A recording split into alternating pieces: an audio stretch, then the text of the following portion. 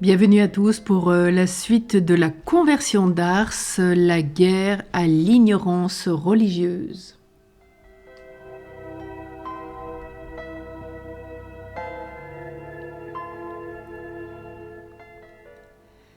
L'abbé Vianney comprit qu'à son zèle s'opposerait un ennemi redoutable, toute la force d'inertie des gens ancrés dans leurs habitudes. Aucun de ses paroissiens n'avait refusé de le recevoir. Ceux qui allaient à la messe y viendraient encore, mais de grâce qui n'en demanda pas davantage. Le contraire arriva. Le jeune pasteur, se sentant responsable de toutes les âmes d'Ars, résolut de ne les laisser en paix que du jour où les abus auraient disparu de la paroisse.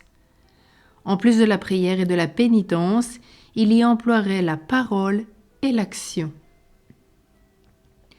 La sanctification du dimanche, sans quoi il n'y a pas de vie chrétienne, fut le premier but qu'il visa. La maison du Seigneur était délaissée, il fallait donc y ramener les fidèles, et pour cela la rendre elle-même un peu plus attrayante. L'église Saint-Sixte d'Ars était en 1818 pauvre au-dedans comme au-dehors.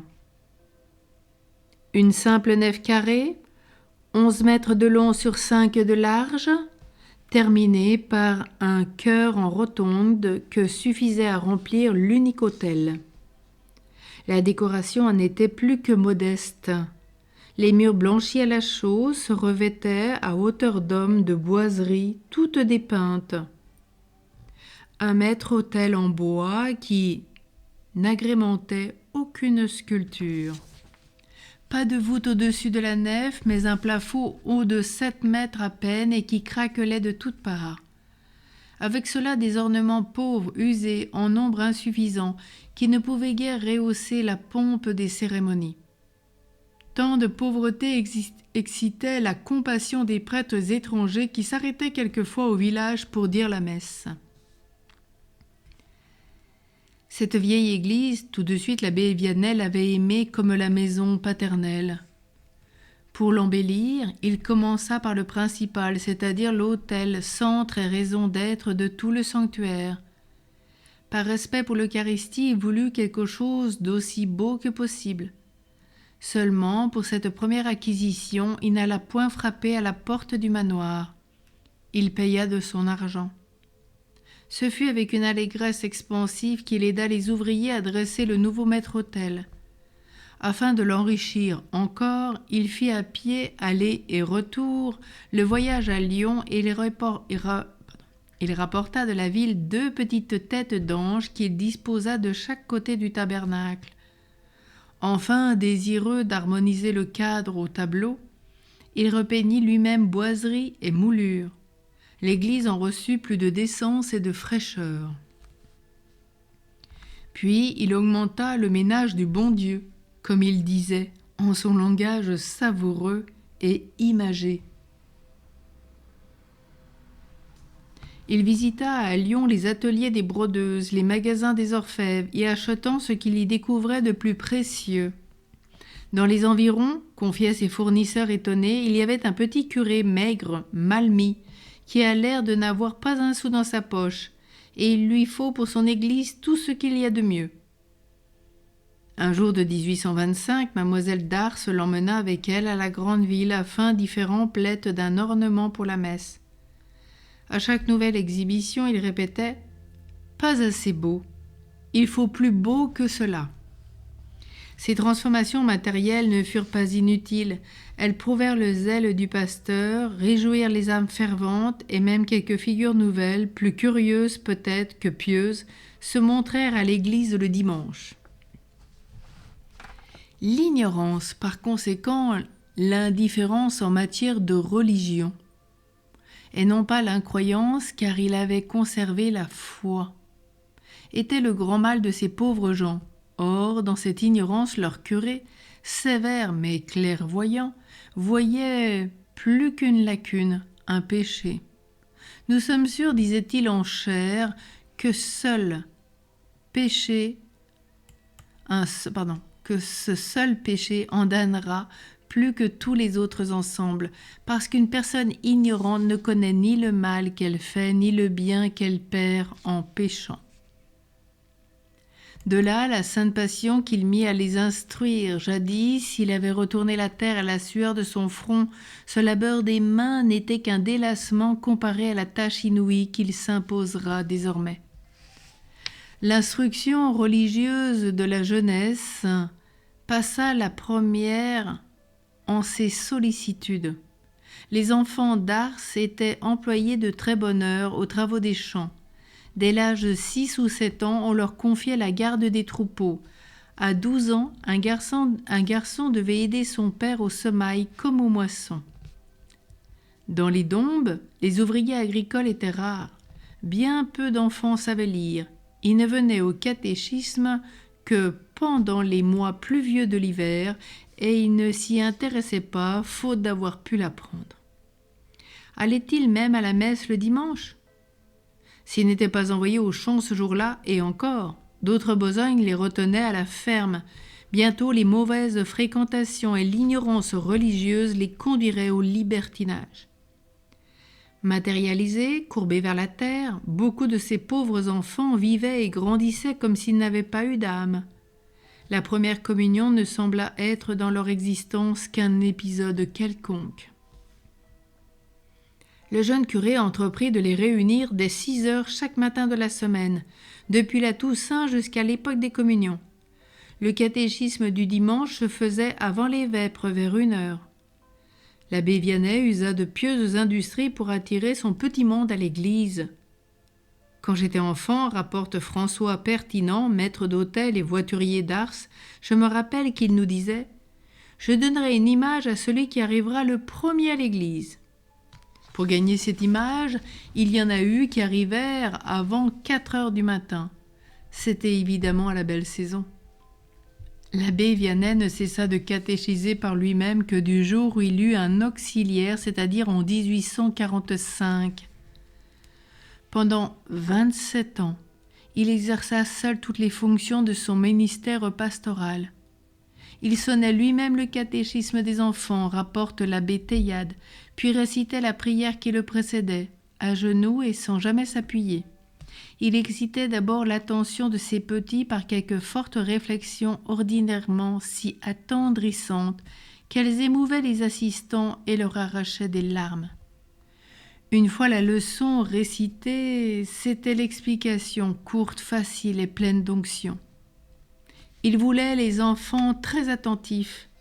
Il les surveillait assidûment et leur infligeait à l'occasion des punitions bénignes. Mais il savait surtout les encourager et leur inspirer par ses manières affables cette affection filiale qui renferme tous les respects. Il exigeait qu'ils lussent un chapelet sur eux et lui-même en avait toujours plusieurs dans ses poches afin d'en donner un à quiconque avait perdu le sien. De bons vieux aimaient, après 70 ans passés, à narrer leurs souvenirs d'alors.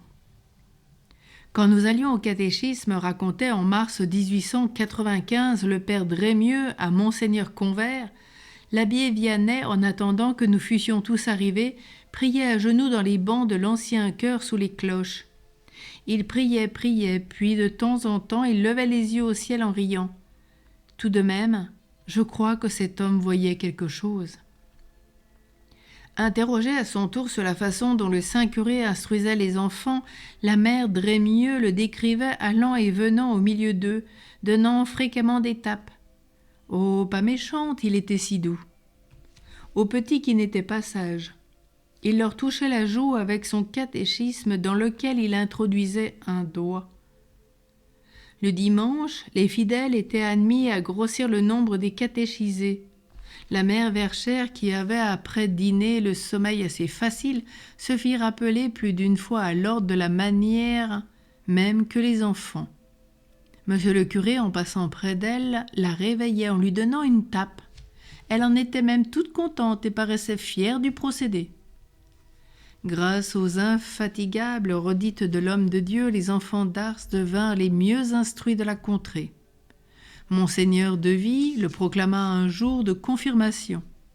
Et plus tard, les prêtres qui succédèrent à l'abbé Vianney dans la cure d'Ars furent souvent étonnés, autant qu'édifiés des connaissances religieuses qu'ils trouvaient chez de simples fidèles en leur administrant les derniers sacrements. C'est que, dès leur enfance, ils avaient reçu les leçons d'un saint. Toutefois, il faut le dire, tous ne profitèrent pas également de ces leçons. Le curé d'Ars exigeait le mot à mot du catéchisme. Il y eut des mémoires rebelles. Or, par un scrupule de conscience que semblait légitimer le rigorisme outré de certains moralistes, ses devanciers ou ses contemporains, l'abbé Vianney imposa à des jeunes gens plusieurs années de catéchisme supplémentaires et retarda ainsi leur première communion de façon incroyable. On a là-dessus les confidences du père Drémieux. Pierre Signé et Étienne Pérouse, Signé des Gardes, firent la leur à 16 ans passés. Signé des Gardes allait la faire à Ambérieux. Moi, on dut me mettre à Misérieux. C'était ennuyeux tout de même d'aller au catéchisme si tard. Plus dévorant encore fut le zèle que déploya l'abbé Vianney pour instruire par la prédication les fidèles de la paroisse. Il s'installa à la sacristie. Elle ouvre sur le sanctuaire. Le prêtre travaillera donc sous les yeux du Maître éternel. Du vestiaire où il sert les ornements sacrés, il fait son bureau de travail. Il parcourt la vie des saints, le catéchisme du Concile de Trente, le dictionnaire de théologie de Bergier, les traités spirituels de Rodriguez, les sermonnaires de Lejeune, de Joly, de Bonardel. Son repos en son fiévreux labeur, c'est de temps en temps un regard jeté sur le tabernacle.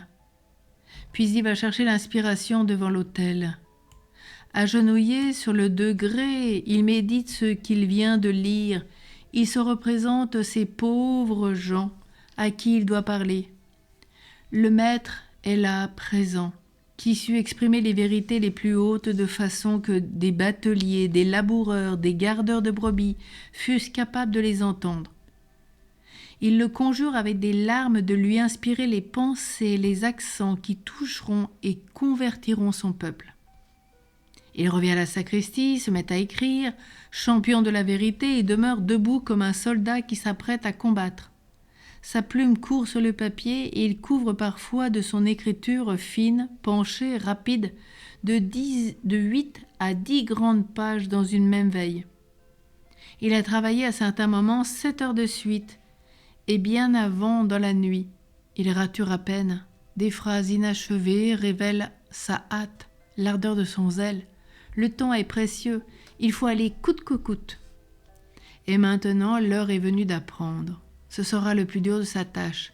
Sa mémoire ne s'est jamais bien dérouillée. Il s'agit d'y loger de 35 à 40 pages d'un texte écrit d'un trait, à peu près sans alinéa ni division apparente. Il s'exerce à les débiter tout haut pendant la nuit du samedi au dimanche. Du chemin qui longe le cimetière, des passants attardés l'entendent se répéter son prêche du lendemain. Si le sommeil l'accable, l'ascète s'assoit sur les carreaux nus et le dos appuyé contre la crédence de chêne. Il s'assoupit pour de courts instants. Ces heures terribles compteront parmi les plus méritoires et les plus émouvantes de son existence. Restait le lendemain à aborder l'auditoire. À part le banc réservé aux châtelains, où se tenait mademoiselle d'Ars, il n'y avait dans l'église que des paysans. Ils étaient observateurs, disposés à la goguenardise. Quelques-uns, les jeunes surtout, eussent préféré être ailleurs. N'importe, c'était autant d'âmes à évangéliser. Du reste, le prêtre accomplit en chair un devoir nécessaire de son ministère sacré. L'abbé Vianney en était convaincu autant et plus que tout autre, et c'en était assez pour lui donner courage. Mais le pauvre jeune curé avait la tête rompue par le travail acharné de la nuit. 11 heures du matin allaient sonner, et il était encore à jeun, n'ayant rien mangé depuis la veille, vers midi, car le dimanche, il avait à chanter la grand-messe, à faire son prône, et pour combler la mesure, chacun de ses sermons durait 1 heure entière. Il les prononçait d'une voix gutturale où la note élevée dominait presque toujours. Cependant, le ton comme le geste demeurait naturel. « Pourquoi criez-vous si fort en prêchant ?» lui demandait mademoiselle Dars, inquiète du mal qui se donnait en chair. « Ayez donc un peu soin de vous. » Monsieur le curé interrogea une autre personne. « Pourquoi donc parlez-vous si bas lorsque vous priez et si fort lorsque vous prêchez ?»« C'est que pendant que je prêche, répliquait-il avec bonhomie, je parle à des sourds ou à des gens qui dorment. Mais quand je prie, je parle au bon Dieu qui n'est pas sourd. » Rien de surprenant, après un pareil surmenage, que, par moments, la mémoire lui fit défaut. En chair, dit Jean Pertinent, l'instituteur, il se perdait et il était obligé de redescendre sans avoir fini. Semblable confusion en présence de paroissiens que peut-être il venait d'admonester sévèrement, au lieu d'abattre son courage, ne faisait, semble-t-il, qu'animer davantage son zèle. Le dimanche suivant, l'abbé Vianney remontait en chaire, cependant préoccupé d'un succès qui pouvait amoindrir son autorité pastorale. Il pria, fit prier, et dès lors, non seulement il eut la mémoire moins ingrate, mais il se sentit capable d'improviser au besoin des mots. Que prêchait-il à ses ouailles, cet ignorant dans l'art de bien dire? Leur devoir. Il s'adressait à des paroissiens seulement avec clarté, sans faux fuyant, sans langage inutile. Certains de ses propos paraissaient bien durs, mais le prédicateur, surtout dans les premières années, frappe fort afin que le trait pénètre. Souvent aussi le ton s'apaise, s'adoucit, s'attendrit. L'apôtre n'est pas qu'un convertisseur, il est encore un pasteur et un père. N'y a-t-il pas dans l'auditoire des cœurs à remonter, des volontés à encourager ?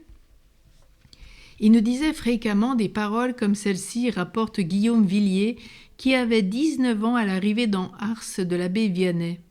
« Ô mes chers paroissiens, tâchons d'aller en paradis. Là nous verrons Dieu, que nous serons heureux. Nous irons tous en procession. Si la paroisse devient sage, et votre curé sera à votre tête. Il faut bien que nous allions au ciel, disait-il encore. Quel chagrin si quelqu'un de vous était de l'autre côté. » Et il se plaisait à répéter que le salut est facile aux gens de la campagne qui peuvent prier aisément pendant leur travail. Il avait des félicitations discrètes, pleines de tact, pour les jeunes gens et les jeunes filles d'Ars qui renonçaient au désordre et s'engageaient résolument dans le droit chemin. La première chose à obtenir des fidèles présents à l'église, les absents, les récalcitrants, auront leur tour.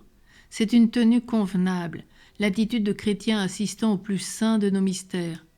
Hélas, chez presque tous une nonchalance qui témoigne assez de leur dégoût, des chuchotements, de bruyants et grossiers bâillements d'ennui. Les retardataires laissent heurter lourdement la porte. Des gens trop pressés sortent au milieu de la messe. Des jeunes gens, de jeunes garçons regardent du haut en bas, d'un coin de l'église à l'autre, promenant leurs yeux pour voir comment une telle est arrangée et sa beauté. Les enfants ne se comportent pas mieux. Voyez ces rires, voyez ces signes qui se font, tous ces petits impies, tous ces petits ignorants. En vérité, ces âmes sont des roches arides, et il faut de rudes coups pour les ouvrir. Parlant leur langage, adoptant leurs expressions courantes, l'abbé Vianney leur reproche leur manque de foi pratique et en des termes si vifs parfois que seule l'ardeur du zèle les explique et les excuse. Au risque d'en mortifier plusieurs publiquement, il les invective à l'occasion sans ménagement, avec réalisme et crudité. Ses remontrances sont vives, directes, personnelles. Reprends-les sévèrement afin qu'ils aient une foi saine, écrivait saint Paul à Tite, son disciple. Le curé d'Ars, en ses commencements, prend ce conseil à la lettre. Et par endroits, il faut bien l'avouer, son tempérament caustique et moqueur, que la vertu comprime, se fait jour. Notre saint n'a pas encore acquis la perfection de la douceur. Son expérience non plus n'a pas atteint sa pleine maturité. Sévère pour lui-même jusqu'à l'héroïsme, il le demeure un peu trop pour les autres. Il subit d'ailleurs l'influence de son temps. L'arbre du jansénisme est abattu, mais il a laissé des racines cachées. La chair chrétienne aux alentours d'Ars, si elle n'est pas occupée par de grands saints, retentit de semblables accents. Dans la culture des âmes, arracher ne saurait suffire. Il faut savoir planter. Docile aux prescriptions du Concile de Trente, qui fait un devoir aux pasteurs d'expliquer fréquemment à leurs ouailles les rites si pleins de sens du sacrifice de la messe. Le curé d'Ars s'efforça d'en donner à ses paroissiens pratiquants l'intelligence et l'amour. Il leur expliqua tour à tour la nature, la nécessité, la valeur, les bienfaits de l'Eucharistie. On peut dire que l'idée maîtresse de sa vie sacerdotale a été de détacher les âmes des préoccupations terre à terre pour les pousser vers l'autel. Mais n'y avait-il pas dans la paroisse ceux qui, au lieu de se rendre à la messe, vont trouver un voisin pour boire une bouteille? Ceux qui ne font point difficulté, s'ils rencontrent un ami en chemin, de le mener chez eux et de laisser la messe pour une autre fois. Ceux encore qui passent le temps des offices au jeu ou au cabaret, au travail, en voyage ou à la danse. Toutes gens qui vivent comme s'ils étaient sûrs de n'avoir point d'âme à sauver. Cela, le curé d'Ars les menace des châtiments de l'autre vie. Pauvre monde, que vous êtes malheureux! Allez, votre train ordinaire, allez, vous ne pouvez espérer que l'enfer. Il les prend aussi par leur point faible, la question d'intérêt. D'abord, ce qu'il y a de visible, c'est qu'ils périssent presque tous misérablement. La foi abandonne leur cœur, leurs biens vont en décadence, et par là sont doublement malheureux. Hélas, le pauvre prédicateur ne le savait que trop. Il s'adressait trop souvent à des absents et ne parlait que pour les murs. Malgré tout, quelques fêtes très solennelles, par une tradition héritée d'ancêtres plus chrétiens, ressemblait encore à l'église à peu près toute la paroisse. Occasion excellente pour le jeune curé de fustiger les vices qui perdaient tant d'âmes. Le jour de l'Ascension, il les attaque tous à la fois. Son serment de la Fête-Dieu débute par un coup droit contre les pécheurs qui traînent partout leurs chaînes et leur enfer. Mais soudain il s'arrête. Non, mes frères, n'allons pas plus loin, cette pensée est trop désespérante. Ce langage ne nous convient nullement aujourd'hui. Laissons ces malheureux dans les ténèbres puisqu'ils veulent y rester. Laissons-les se damner puisqu'ils ne veulent pas se sauver. Et cela dit, il s'adresse aussitôt à la portion pratiquante de son bercail. Venez, mes enfants. Le jour de la fête patronale, ceux et celles qui passent la journée et la nuit qui va suivre à danser et à boire n'oseraient pas manquer la messe. L'abbé Vianney tient son monde et ne le lâchera pas avant de lui avoir administré une volée de bois vert. Et voilà qu'il fait une sortie virulente contre les danseurs. « Vous me direz, s'écrie-t-il, vouloir nous parler de la danse et du mal que l'on y fait, c'est perdre son temps. » N'importe, il poursuit son réquisitoire. En agissant ainsi, je fais tout ce que je dois faire. Il ne faut pas que cela vous irrite. Votre pasteur fait son devoir. Et il flagelle tour à tour les garçons et les filles qui s'abreuvent à la source des crimes, les parents aveugles et réprouvés qui leur ont si bien tracé le chemin. La lutte est commencée et le curé d'Ars est résolu, si Dieu lui prête vie, à ne déposer les armes qu'après victoire complète. Saint curé d'Ars, prie pour nous. Saint curé d'Ars, donne-nous de saints prêtres. Amen.